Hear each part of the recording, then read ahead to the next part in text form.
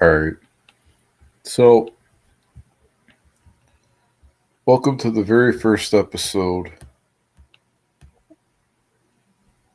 of Booking It.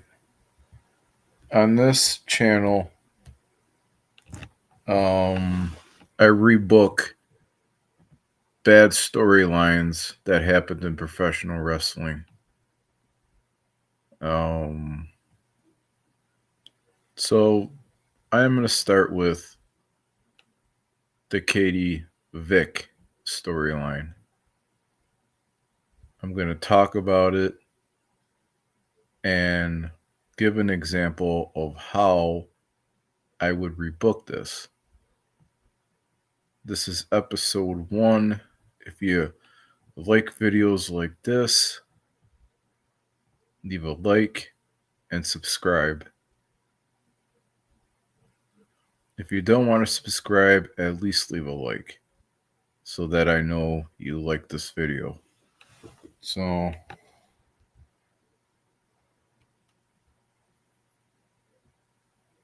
let's begin with this.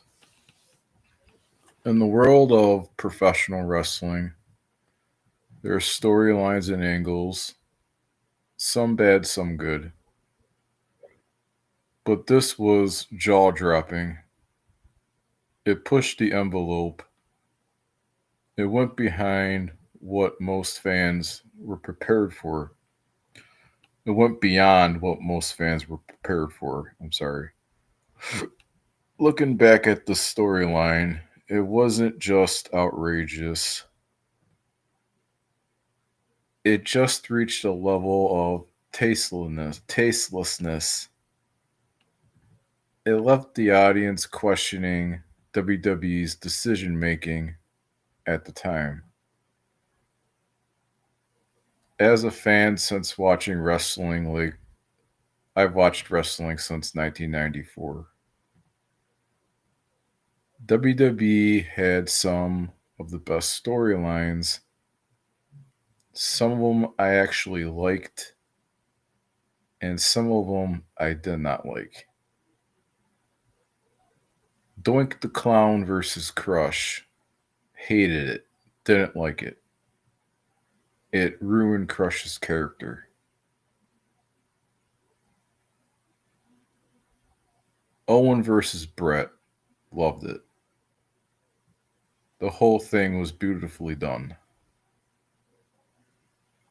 Undertaker versus Mankind. That's another one I liked. Shawn versus Sid, a classic. Hogan versus Sting, liked it. But when I'm looking at Hogan's matches, his matches with Piper were boring. I have to admit it. But nothing really compares to their match from WrestleMania 1.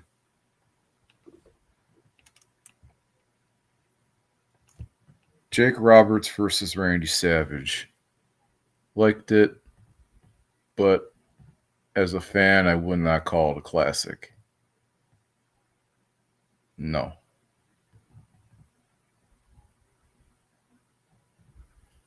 Sold a bunch of tickets, but I just didn't care. I didn't really think of it as a classic.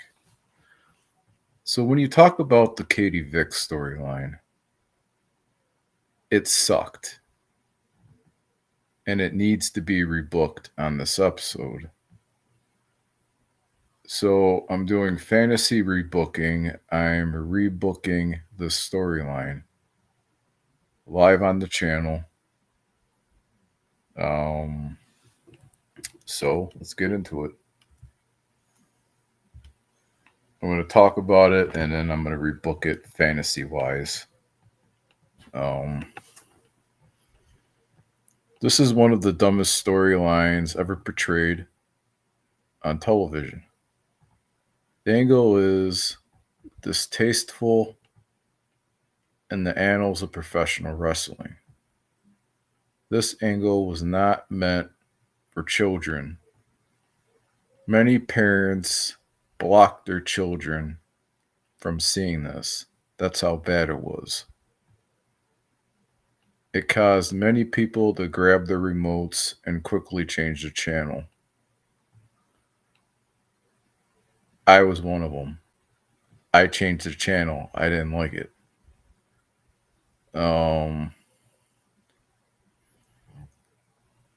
It was plain old ugly. Everyone hated it. I hated it. That's how bad it was.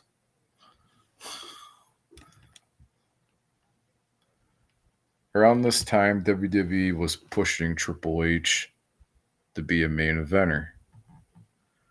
So he had a backstage altercation with the Hurricane Helms in the back. Kane and Hurricane only had the titles for, I believe, 21 days. Yeah. They lost them to Christian and Jericho the following week after Kane retained the belts in the TLC match and the Katie Vick situation popped up.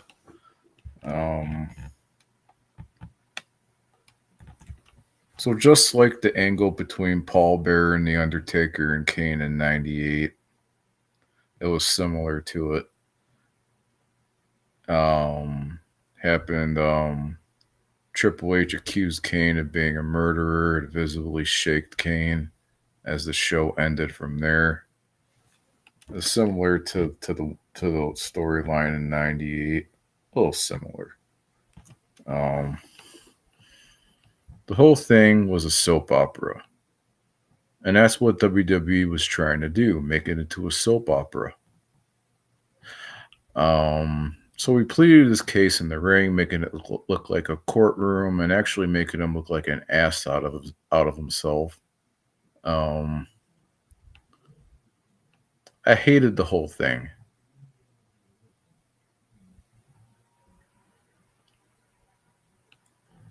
And what I hate about it is it had a lot of drama to it. And the whole thing was so fucking dumb. The whole thing with Triple H going to a funeral home was so fucking stupid. He had the Kane mask on. I just didn't like it. Even, I think the Honky Tonk Man made a comment one time. He called it horrible, sick, and nonsense, which I agree with him. Even J.J. Dillon made a comment about it. He didn't like it. There was many people who didn't like this. But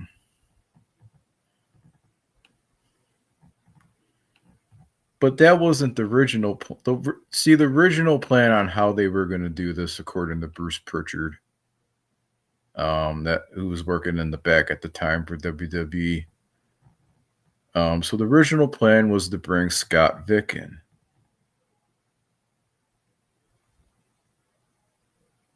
So Vince comes in and says, "What the hell are we doing here?"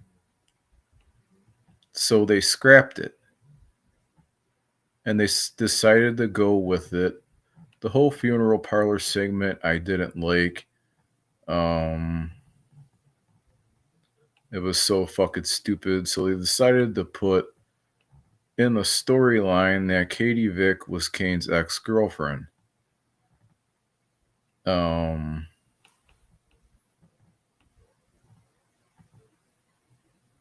Vince is the one that pushed for the whole soap opera angle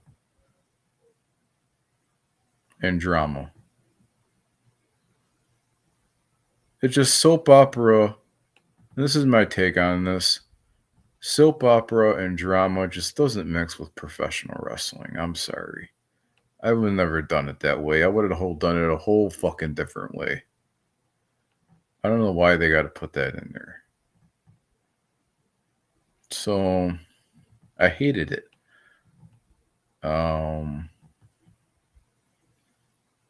The whole idea behind the Viginetti was that Hunter was going to do a spoof epithet on the word spoof of the Katie Vick funeral. It is how Bruce Pritchard explained it on his podcast. The idea was that Kane, being the sick person, Triple H was portraying him to be, would attempt to have perceived fornication with the corpse, yet when they laid out the whole entire thing, you just were not going to see all that graphic stuff. That's what he said. It was actually meant to be tongue in cheek, over the top, and ridiculous, almost like a Pink Panther parody of sorts. That's what they were trying to do with it.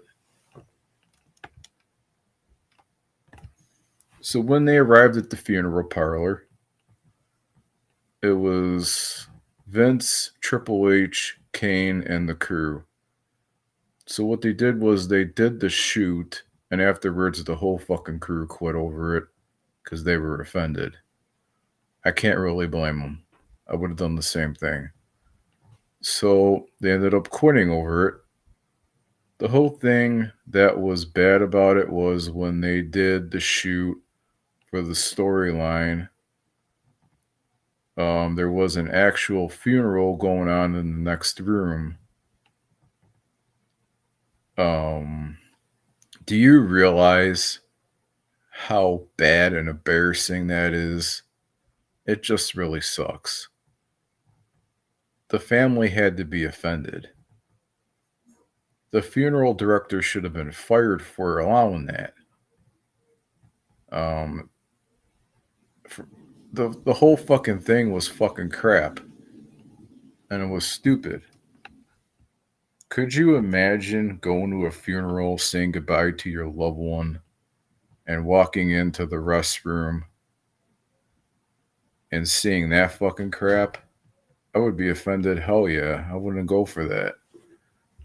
Like walking to the restroom, walking by the other room, actually watching that fucking crap. I would have been fucking offended too. Nobody wants to see that crap. And for them allowing to do a wrestling angle in a funeral home, that funeral director should have been terminated. I would have never allowed that crap. So they ended up quitting over it. Which I really can't blame them, like I said, for doing so. So Hunter and Bruce Pritchard were laying it out, the whole scene, and they were actually laughing over it, trying to make it way over the top. Nobody could take this seriously. Didn't really take it seriously at all. So the only man that took it seriously was Vince McMahon. He's the only guy that took it seriously. So this is one of his famous quotes, and I'm going to read it right now. This is what he said to him.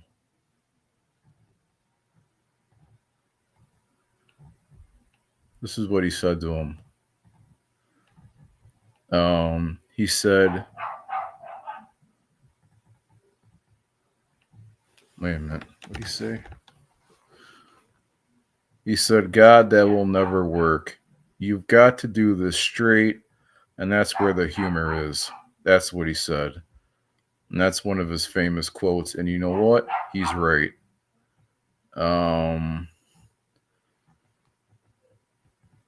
He was right over it. And so they argued over it. And Vince saw it one way. Bruce and Hunter saw it a whole different way. So they finally decided on a compromise. Vince came up with the idea and said, we'll shoot it both ways. After we see both versions, we'll decide which one works, and we'll see which one's the best. So the only fortunate problem is that they didn't have time to shoot it the other way. They had to get to the arena. So they finished. They couldn't finish the other part. They were supposed to do 2 shoots. They only finished 1 shoot, and they didn't have time to finish the other one. So they both finished shooting the first part of it, and Vince liked it. But the problem is they could not shoot the other angle because they didn't have time to do so. So they went with this one instead. Triple H wearing the cane mask in the funeral parlor.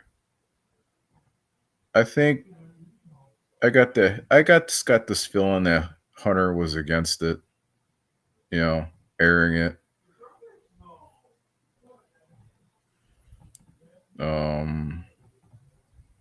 That kind of stuff wasn't. I'm sorry, I didn't like it. So they went back to the building and delivered the tape to the producer Kevin Dunn, who was the producer at the time for WWE. He's not anymore. But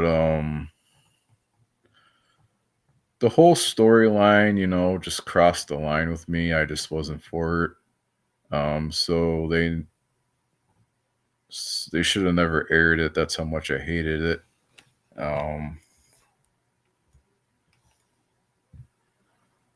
So Hunter gives the tape to Kevin Dunn, telling him, man, you've got to see this. I don't know, but Vince loves it. He wants to air it. So Kevin Dunn watches the tape. He walks down to Vince's office and says, I don't think we should air this. That's what he tells him. Around that point, Vince is angry. So they argue about it. And they aired it on television. They felt betrayed because Vince had said we could do it both ways, and that never fucking happened. So they decided to go with this one. So Bruce Pritchard added, obviously, there are two ways to look at it. Not only that, but Vince was determined this was going to air, and we were going to do it, according to Bruce Pritchard. There was a live interview coming out of it with Hunter in the back. So Bruce is standing there producing the interview. They were looking at each other, watching it again, and their mouths, like, literally were hanging open. And Hunter just says, what do I say? He says, I didn't know. I really did not know what to say to that. This was an attempt at a soap opera. It came from people who constantly told us you need more soap operas, you need more stories. That's how this business works. Me personally, I don't think that's how this business works. I see it a whole different way. If I was running that storyline, I would have done it a whole different way. My way would have worked. So maybe they could have done it a different way. I don't know.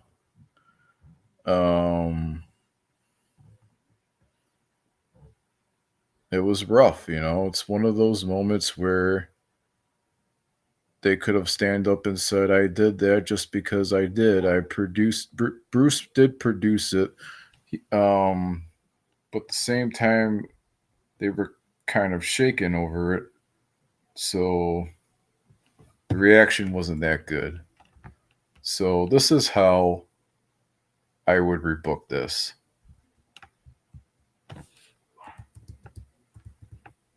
This is how I would rebook this.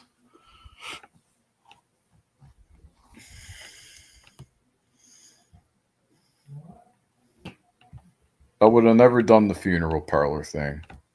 No. Would have never done it. No. Especially not with a funeral going on. I would have never done it. So I would have scrapped that. I would have done it a whole different way. So this is how I would have done it. Instead of going to the funeral parlor, making an absolute fool out of yourself, and ruining your reputation just like he did, I would just, in the storyline, having mentioned it every single week on Monday Night Raw, and that would make Kane the character frustrated. And then when it came to pay-per-view time, I would have booked it where Kane beat Triple H and won the title. I would have done it that way. Not only would it have frustrated Kane, but it would make Triple H harder to beat him. You know, I would have done it that way. You know, but I don't know what you guys think of that. But I would have booked it where Kane won the title. So that's the way I would have done it. So